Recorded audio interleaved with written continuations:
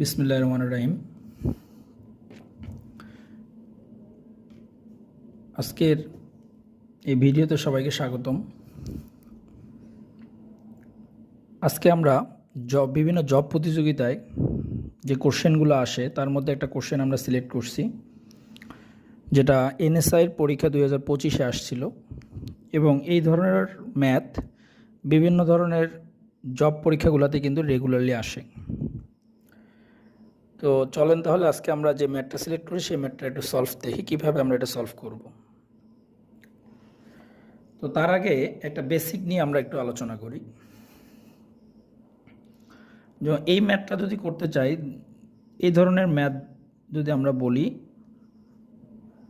2 to the power 30, 2 to the power 30, 2 to the power 30, 2 to the power 30, এটা is equal to what? এই ধরনের ম্যাথগুলো কিন্তু অনায়াসে পরীক্ষাতে কিন্তু আসে। তো এই ম্যাথটার সলভটা কীরকম হবে? সূচকের নিয়ম অনুযায়ী